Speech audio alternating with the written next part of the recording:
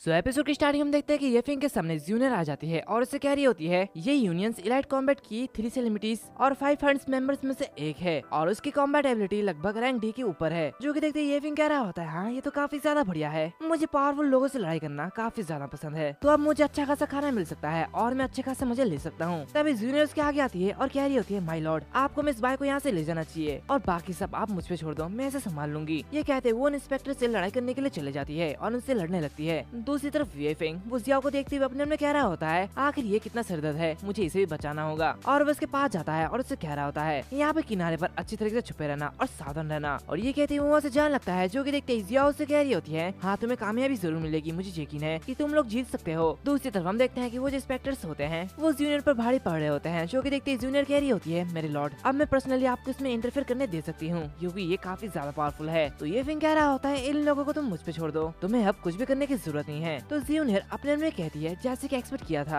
आप अभी भी लॉर्ड डिमोनिक एम्परर हो जिन्होंने उन सारे सालों पहले हेवन और अर्थ के बीच लड़ाई की थी। और जूनियर ये फिंग से कह रही होती ठीक है बॉस आप जो कहेंगे मैं वही करूंगी। और ये कहते हैं वो उस लेडी से फाइट करने के लिए आगे बढ़ती है और उससे कह रही होती है अगर तुम मेरे लॉर्ड से लड़ना चाहते हो तो तुम्हें सबसे पहले मुझसे लड़ना होगा। जो कि देखती है वो लेडी काफी ज्यादा परेशान होती है और उससे कह रही होती है तुम कमीनी तुम इतनी ज्यादा चिपकी क्यों हो। दूसरी तरफ ये फिंग उन सारे के सारे इंस्पेक्टर से कह रहा होता है अब क्या कर रहे हो तुम लोग, आओ और लड़ो, चलो अब एक साथ आओ। जो कि सुनते हैं वो सारे के सारे एक साथ आते हैं। तो ये फिंग अपने बीस्ट को बाहर निकालता है और उसके एक ही धाड़ से वो सारे के सारे इंस्पेक्टर्स पीछे की ओर चले जाते हैं और काफी ज्यादा डैमेज हो जाते हैं। तो वो इंस्पेक्टर्स आपस में कह रहे होते हैं क्या तुम लोग ठीक हो, आखिर ये भयानक से डिमोनिक लायन ये कहाँ से आया और ये ऐसे कैसे धाड़ सकता है, इसकी धार काफी ज्यादा डैमेज करने वाली है। तभी ये फिंग उस पर अटैक करता है लेकिन तभी अचानक से वहाँ पे और भी सारे इंस्पेक्टर आ जाते हैं और कह रहे होते हैं एरोगेंट मत बनो। लेकिन ये फिंग वो तो डिमोनिक गॉड है, वो बहुत ही इजीली सबको पेल रहा होता है और वो कुछ ही पल में सबको हरा देता है। दूसरी तरफ हम देखते हैं कि जूनियर उस लेडी से लड़ने में स्ट्रगल कर रही होती है और वो लेडी उससे कह रही होती है जैसे कि घोस्ट सेक्स से जूनियर से एक्सपेक्ट की गई थी, तुम सच में काफी अच्छे हो। तो जूनियर उससे कह रही होती है तुम्हारे कल्ट ने बाहरी तौर पर सभी लड़ाई को रोक दी है, फिर भी तुमने हमारे पीठ पीछे घात लगा के हमला किया और यहाँ तक कि अपने सारे के सारे बेस्ट सोल्जर को भी हमारे पीछे भेजा। आखिर तुम लोग क्या प्लान कर रहे हो और अगर तुम बताना नहीं चाहते तो मुझे बस तुम्हें हराना होगा। जो कि सुनते ही वो लेडी कह रही होती है तुम्हारा घोस्ट सेक्ट वहाँ के 2 ओल्ड गीजर यहाँ पे नहीं है और मुझे बस तुम्हारा टाइम खाना है क्योंकि हमारा गोल येफिंग है। ये 5 बेकार से चीजें इतने लंबे समय के बाद भी वो लोग बिल्कुल भी आगे नहीं बढ़े, वो लोग मिलकर येफिंग को नहीं हरा पा रहे, तो इसलिए तुम्हें अभी भी मदद करने के लिए तुम्हारी बड़ी बहन की जरूरत है, आओ हमारी मदद करो अपना सैक्रिफाइस देके। और ये कहते ही वो एक अजीब सी टेक्निक का इस्तेमाल कर रही होती है। जो कि देखते ही जूनियर काफी घबरा जाती है। वो लेडी हंसते हुए कह रही होती है यूनियन को उससे छुटकारा पाना ही होगा, वो बंदा बच नहीं सकता, येफिंग उसे आज मरना ही होगा। और वो सारे के सारे इंस्पेक्टर को पावर अप कर रही होती है। जो कि देखते ही येफिंग कह रहा होता है डोंग जूनियर मैं तुम्हें कमांड देता हूँ कि तुम यहाँ पर मत आओ। तो जूनियर कह रही होती नहीं लॉर्ड डिमोनिक एम्परर आप डिमोनिक स्टार प्लेनेट के फ्यूचर जनरेशन के होप हो, तो इसलिए आज मैं आपको छोड़ के कहीं नहीं जाने वाली। और ये कहते वो काफी तेजी से आगे बढ़ती है और कहती है अगर आप नहीं होते तो आज मैं कुछ भी नहीं होती, आज मैं सही नहीं हो पाती। और ये कहते वो काफी तेजी से आगे बढ़ती है और कह रही होती है मेरे लॉर्ड प्लीज यहाँ से चले जाइए। लेकिन तभी उस पर एक इंस्पेक्टर अटैक कर देता है। जो कि देखते ही ये फिंग उससे कह रहा होता है ये कचरे के टुकड़े इतने ज्यादा क्यों बढ़ रहे हैं, ऐसा लगता है कि इन्होंने बहुत ही ज्यादा पावर अप कर लिया है, शायद इन्होंने रिसर्च कर लिया है कि असुरा मास्क को कैसे यूज किया जाए। और ये कहता है ये फिंग उन सारे के सारे इंस्पेक्टर को मार रहा होता है। दूसरी तरफ जूनियर भी बड़ी मुश्किल से उनसे निपट रही होती है लेकिन ये फिंग उन सभी को इजीली मार रहा होता है। तो जूनियर उससे कह रही होती है मेरे लॉर्ड क्या तुम ठीक हो। तो ये फिंग उससे कह रहा होता है ऑफ कोर्स मैं ठीक हूँ, क्या तुम नहीं जानते कि मैं कितना ज्यादा पावरफुल हूँ। तभी उसके पीछे से एक स्नेक अटैक होता है। जो कि देखते जूनियर कह रही होती है लॉर्ड तुम्हारे पीछे। और ये कहते वो ये फिंग को हटाते हुए उनका अटैक अपने ऊपर ले लेती है। उसी के साथ साथ वो लेडी ये फिंग पर अपना वार करती है और कह रही होती है लॉर्ड डेविल एम्परर अब वक्त आ गया है कि तुम्हें अपने घर चले जाना चाहिए, जाओ फिर से नरक में जाके मरो। जो कि देखते ये फिंग उससे कह रहा होता है क्या तुम मरने की कोशिश कर रहे हो। वो काफी ज्यादा गुस्सा होता है, वो हथियार को अपने अंदर से निकालता है। दूसरी तरफ वो लेडी वो भाग रही होती है और हंसते हुए कह रही होती है ये फिंग क्या तुम ये मुझसे पूछ रहे हो, तुम्हें अगले लाइफ में हमारे क्लैन के अगेंस्ट जाने के लिए रिग्रेट होगा, तुम काफी ज्यादा पछताओगे। तो ये फिंग अपनी डिमोनिक स्लेइंग टेक्निक ब्लड फुरी का यूज करता है और उस लेडी पर अटैक करता है। जो कि देखते वो लेडी उसे काउंटर कर लेती है और हंसते हुए कह रही होती है ये बेकार से गेम खेलना बंद करो, ये सब मुझ पे काम नहीं करेगा, अब तुम मरने वाले हो। लेकिन तभी जो ये फिंग का अटैक होता है वो उस पर लग जाता है और वो पूरी तरीके से कैद हो चुकी होती है। ये फिंग उससे कह रहा होता है आगे बढ़ो ट्राई करो, क्या तुम मुझे मार पाओगे।